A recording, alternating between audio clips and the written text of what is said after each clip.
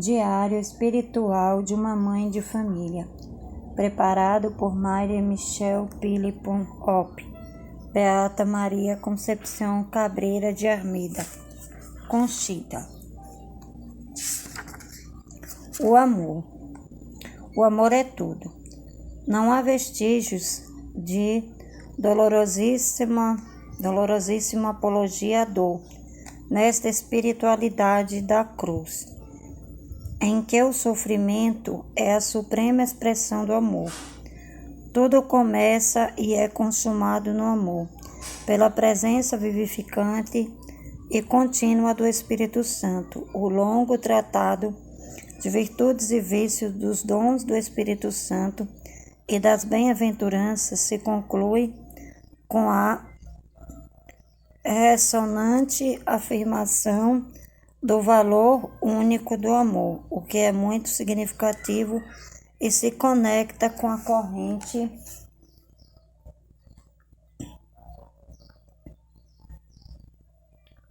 do mais puro Evangelho. Quando o Senhor terminou seus ditados, Conchita escreveu em seu diário, sublinhando sua convicção pessoal: o amor é o que dá vida a todas as virtudes e boas obras. O amor é tudo. Diário, 19 de setembro de 1900. A encarnação mística. Ao sublinhar o valor único do amor, Conchita aponta para o mais essencial do Evangelho: amarás a Deus com todo o entendimento, com toda a vontade e com todas as forças. E é o primeiro mandamento para o qual tudo se orienta, a lei e os profetas. Os mestres espirituais descreveram as 3 etapas clássicas desta ascensão a Deus por meio do amor. São Tomás de Aquino, sempre cuidadoso em explicar as coisas por suas causas, soube vincular estas 3 fases com outros tantos efeitos do amor. Nos principiantes, o esforço primordial é se livrar do pecado e das imperfeições, purificar-se das faltas passadas e, em seguida, livrar-se delas. O primeiro efeito do amor é lutar contra os obstáculos. Nos proficientes, o amor é delicado, sobretudo ao exercício das virtudes. É dedicado, sobretudo, ao exercício das virtudes, meio indispensável para a nossa união com Deus. Nos perfeitos, o amor repousa em seu término, a alegria das 3 pessoas divinas e a consumação na unidade da Trindade.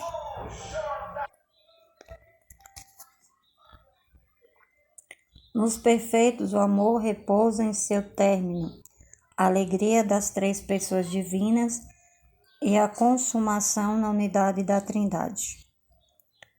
Os grandes místicos descreveram extensivamente as etapas mais elevadas da vida espiritual. Assim, fizeram os 2 mestres incomparáveis do Carmelo, São João da Cruz e Teresa de Ávila. De maneira não menos brilhante, Santa Teresa de Lisieux simplificou tudo no amor. Sim, não são somente 2 os grandes doutores que o Carmelo deu à Igreja, mas sim 3, e de primeira grandeza. A união transformante não é uniforme, existe 1000 maneiras, ou melhor, um número infinito de realizações possíveis de acordo com a liberdade criadora do Espírito de Deus e as diversas necessidades sempre mutáveis nas diferentes épocas do corpo místico de Cristo. Conchita apresenta um novo tipo de união transformante, Também ela experimentou a nostalgia de Deus e dos cumes, ainda adolescente. Sabia rapidamente os primeiros degraus, rapidamente os primeiros degraus da vida espiritual. Aos 19 anos, depois da morte de seu irmão Manuel, se estabiliza primeiro em sua vida como jovem, depois como recém-casada, na firme e determinada exclusão de todo o pecado e na ascensão cada vez mais heróica a Deus.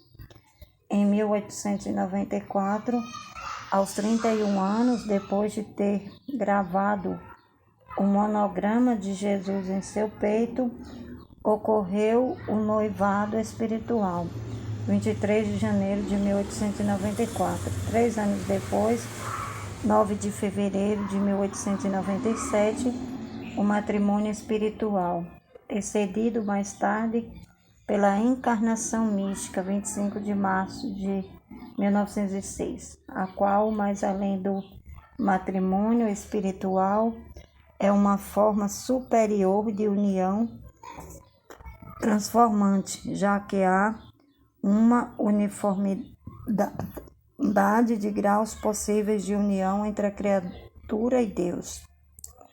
Os especialistas da vida mística deverão examinar minuciosamente este ponto que abre novos horizontes para as ciências da vida espiritual.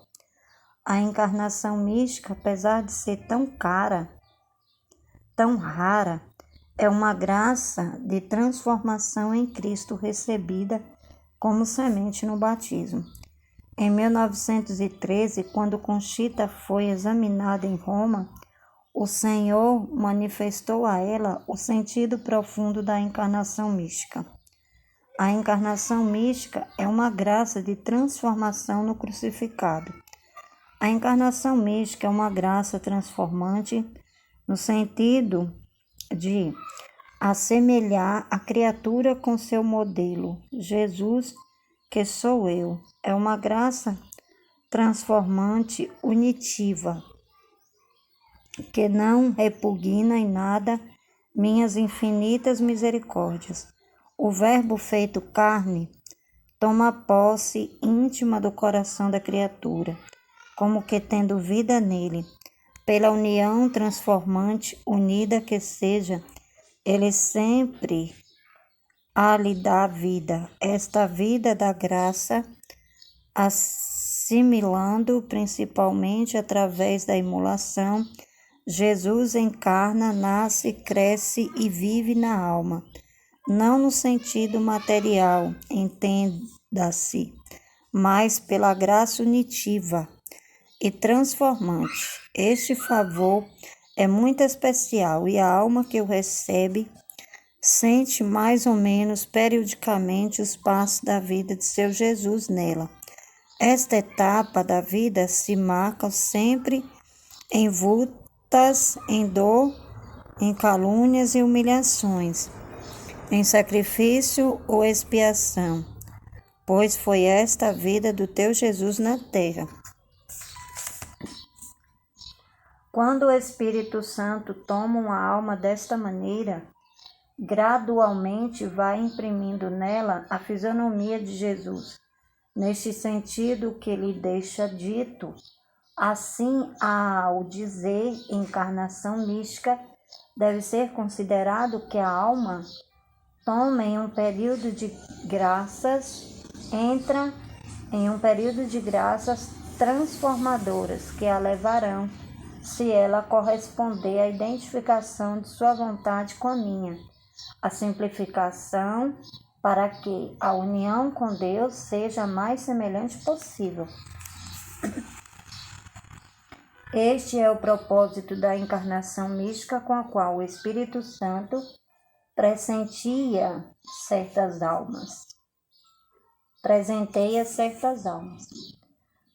Especificamente, a encarnação mística nada mais é do que uma graça transformativa potentíssima que simplifica e une através da pureza e da imolação com Jesus, fazendo com que a alma e a criatura inteira, tanto quanto possível, seja semelhante a Ele. O Pai Eterno se compraz com esta semelhança da alma, com o Verbo feito carne, e é o papel de sacerdote e vítima que Jesus teve na terra. É comunicado a esta alma para alcançar as graças do céu sobre o mundo. Porque quanto mais uma alma se assemelha a mim, mais o Pai Eterno a escuta, e não pelo que ela vale, mas sim pela semelhança e união comigo, e com os meus méritos, que é o que vale para alcançar graças. Diário, 11 de dezembro de 1913. A encarnação mística, em suma, é uma graça de identificação com Cristo, sacerdote e hóstia, pela qual Ele quer continuar nos membros de seu corpo místico, sua missão de glorificador do Pai e Salvador dos homens. É uma graça especial de transformação na alma sacerdotal de Cristo. Esta é o tipo de união transformante descrita pela doutrina da cruz, a oferta de amor.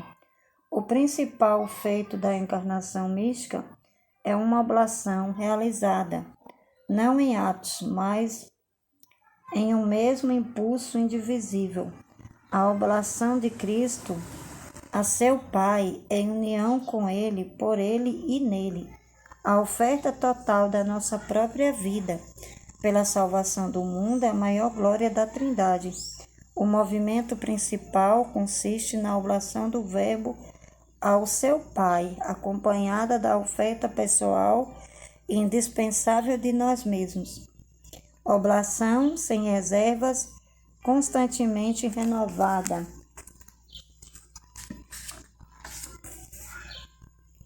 De todo o nosso ser, ao longo de todas as etapas de nossa vida espiritual, em união com Cristo. Em muitas ocasiões, o Senhor explicou claramente a Conchita este duplo aspecto da única oferta de amor de Cristo com sua Igreja. Esta oferta de amor, quintessência da espiritualidade da cruz, é uma oblação indivisível do Verbo encarnado e de todos os membros do seu corpo místico. Na cruz, Jesus estava sozinho a oferecer-se ao seu Pai, em expiação por todos os pecados do mundo. Agora ele se oferece com toda a Igreja, consciente da unidade desta oblação de amor do Cristo total.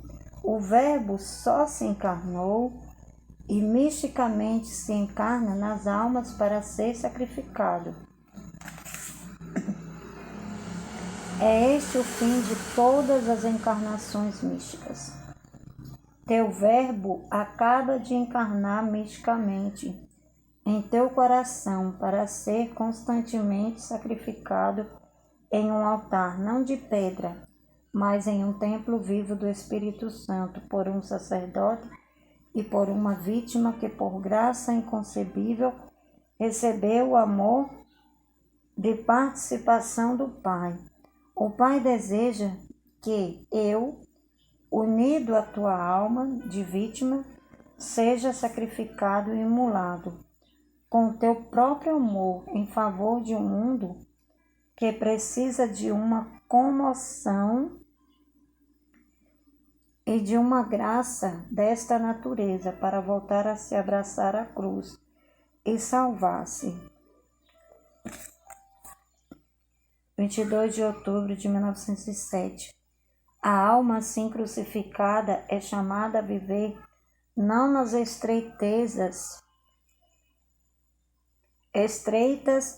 perspectivas de suas preocupações cotidianas, mas sim na união com Cristo e no olhar aberto aos amplos horizontes da redenção do mundo. Sua vida recebe um valor projetado ao infinito, mesmo sendo tão pouca coisa em si mesma. Possui um valor infinito para a glorificação de Deus e a salvação de todos os homens, por causa de sua união com a própria pessoa do Verbo encarnado, sacerdote e vítima. Daqui brota o incalculável valor apostólico de tal vida.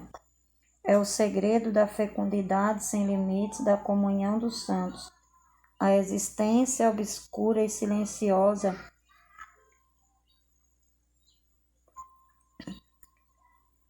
da Mãe de Deus no entardecer de sua vida em benefício da Igreja nascente, revestiu-se de um imenso valor corredentor na aplicação dos méritos de Cristo, incomparavelmente superior a todos os trabalhos dos apóstolos e aos sofrimentos de todos os mártires. A encarnação mística tem por finalidade que me ofereças em teu coração como vítima expiatória, a cada instante detendo a justiça divina e alcançando graça do céu. Diário 2 de fevereiro de 1911. Cristo e a Igreja são um só na obra da redenção e da glorificação. Conchita havia compreendido isso perfeitamente e fez do oferecimento do Verbo para a glória do Pai, do constante oferecimento de si mesma por amor, o tudo da sua vida. Este é o meu corpo. Voltei a oferecer-me à vontade de Deus e disse-lhe: Senhor, eu aceito esta graça da encarnação mística com todas as tuas derivações de alegrias e tristezas, porque tu assim o queres, não porque sou digna. Insistindo que ele me indicasse o modo de usufruir desta graça, me disse: o propósito principal desta graça é a transformação, unindo teus desejos aos meus, tua vontade à minha, tua imolação à minha. Deves toda pura e sacrificada em teu corpo e alma, oferecer-me ao Pai Celestial, a cada instante, a cada respiração, se possível em favor, primeiramente, de meus sacerdotes e minha Igreja, das obras da cruz, do mundo inteiro, dos bons e dos maus. Deves transformar-te em caridade, isto é, em mim, que sou por inteiro caridade, matando o homem velho e tendo comigo um só coração e um só sentimento. Este é o meu corpo, este é o meu sangue. Eu repito a cada momento nos altares ao Pai Eterno. Então, torna-te digna, tanto quanto possível, de oferecer teu corpo, teu sangue e tua alma, e tudo o que és, como eu lhe disse uma vez, e continue nesta imolação em favor do mundo. Reproduza minha vida em você, mas com o timbre do sacrifício, sendo um holocausto vivo para minha glória. Sozinha tu nada vales, mas em união comigo cumprirás tua missão na terra, salvando almas no holocausto secreto que só Deus vê. O propósito da encarnação mística é fundir minha vida em ti. Em todos os passos na terra, deixar-te fazer.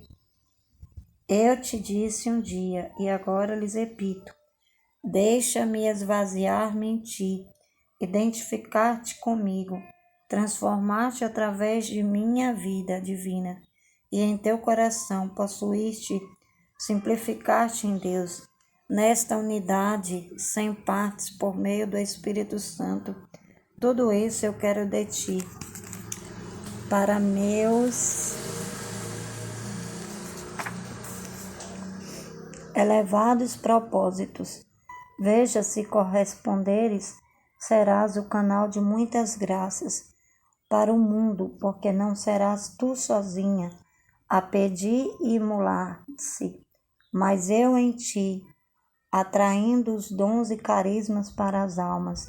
Deves salvar muitas almas, levá-las à perfeição, atrair vocações, alcançar muitos favores celestiais aos sacerdotes, mas por este meio que te dei, isto é, através do Verbo com o Espírito Santo. Diário, 30 de junho de 1914. Esta oferta de amor é a essência da espiritualidade da cruz. Quero que sejas minha hóstia e que tenhas a intenção renovada muitas vezes, de dia e de noite, de oferecer-te em minha união em todas as paternas da terra, que transformado em mim pela dor, pelo amor e pelas virtudes, ergue-se ao céu. Este grito da tua alma unida a mim, este é o meu corpo, este é o meu sangue, assim unificada pelo amor e pela dor, com o Verbo feito carne, e com teus próprios olhares de caridade alcançarás graças para o mundo, oferecendo-te pelo Espírito Santo e com Maria ao Pai Eterno. Veja, este é o propósito, a essência das minhas obras da cruz, um conjunto de vítimas unidas à grande vítima. Eu, todas puras e sem fermento de concupiscência, todas refletindo em si mesmas a minha paixão, para que se levante ao céu um grito unânime, que diga, este é o meu corpo, este é o meu sangue, isto é, transforma-se em sacerdotes em união com o sacerdote eterno, oferecendo ao céu pela igreja e por seus irmãos sacerdotes, corpos crucificados, formando um só corpo com o meu, um só sangue expiatório e imperatório com o meu, como membros que são da cabeça que é Cristo, teu Redentor, uma hóstia, uma vítima, um sacerdote que se imule e me imule em seu coração em favor do mundo. O Pai receberá com agrado esta oferta apresentada pelo Espírito Santo, e choverão graças dos céus sobre a terra. Este é o núcleo, o globo, o conjunto concreto e a essência da perfeição em minhas obras da cruz. É óbvio que minha imolação basta e é o suficiente para aplacar a divina justiça de Deus. Mas o cristianismo puro, a flor do Evangelho, que outra coisa é, ou ao que tende, se não unir as vítimas em uma, as dores, as virtudes e os méritos naquele um, que sou eu, para que tenham valor e alcancem graça, que outra coisa pretende o Espírito Santo em minha igreja, senão esta unificação comigo das vontades, dos sofrimentos, dos corações em um mesmo coração, que é o meu? A que outra coisa mais minha vida inteira tende a não ser a formar este um comigo pela caridade, pelo amor? Para que o Verbo desceu ao mundo, senão para formar com sua carne imaculada e com seu sangue puríssimo, um sangue que redimisse e alcançasse graças? Que outro objetivo tem a Eucaristia, senão unificar os corpos e as almas comigo, transformando-os e divinizando-os? E não apenas nos altares de pedra, mas nos corações, templos vivos do Espírito Santo, deve-se oferecer ao céu esta vítima, assimilando-se a ela, sendo as almas também hóstias, sendo também vítimas, e Deus se comoverá.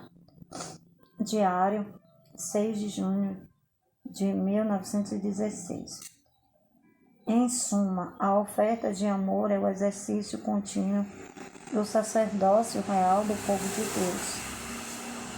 Se relermos atentamente os textos bíblicos e as personagens clássicas de São Pedro e São Paulo sobre o sacerdócio dos fiéis, veremos que esta doutrina é a própria essência do cristianismo. São Pedro recorda aos primeiros cristãos seu sacerdócio santo em vista de oferecer sacrifícios espirituais agradáveis a Deus por meio de Jesus Cristo. 1 Pedro 2,5. Vós sois uma raça escolhida, sacerdócio régio, nação santa, povo adquirido, para anunciar os louvores daquele que nos chamou das trevas à sua luz admirável. Vós que antes não era povo, sois agora o povo de Deus. 1 Pedro 2, 9 e 10. São Paulo, por outro lado, exorta os discípulos de Cristo a oferecerem a si mesmos como hóstias vivas, santa e agradável a Deus. Romanos 12, 1. Melhor ainda, sede, pois, imitadores de Deus, como filhos amados, e andai no amor, como também Cristo nos amou, e se entregou a si mesmo por nós, oferta e sacrifício a Deus de agradável odor. Esta doutrina do sacerdócio real de todo o povo de Deus foi um dos pontos culminantes do Concílio Vaticano II. É impressionante a identidade de algumas das expressões conciliares com os próprios textos de Conchita. A concordância, mesmo verbal, é notável. A celebração eucarística é, portanto, o centro da congregação dos fiéis, presidida pelo sacerdote. Os presbíteros ensinem aos fiéis a oferecer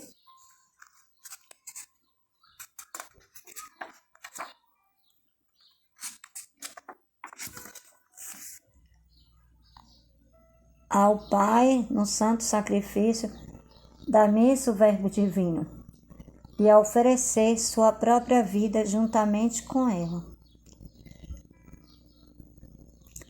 Nos sentimos aqui na própria oração do cristianismo, é como o mesmo Espírito anima a fé de todos. Minha doutrina é sempre universal, declarou o Senhor. Logo após a encarnação mística, Conchita era ciente desta catolicidade da doutrina da cruz. No prólogo de seu opúsculo sobre as virtudes perfeitas, arco-íris, destinado à formação das contemplativas da cruz, destacou que suas páginas também eram destinadas a todas as demais religiosas, porque o espírito da cruz é o Evangelho, juízo que será ratificado mais tarde pelo próprio Jesus, como fez com São Tomás de Aquino no final de sua vida. A doutrina da cruz é salvadora e santificante. Sua fecundidade é assombrosa, porque é divina.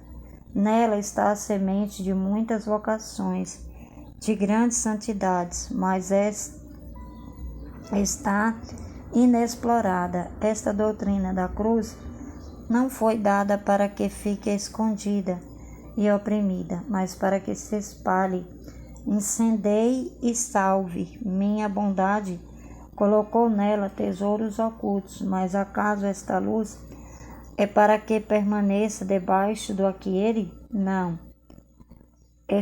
Esta santa doutrina da cruz, que é o meu evangelho, deve espalhar sua semente fecunda, e eu lhes prometo que ela germinará e dará frutos para o céu.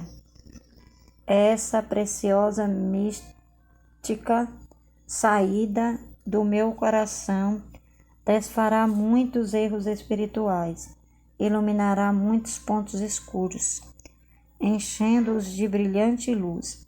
Diário, 18 de novembro de 1929.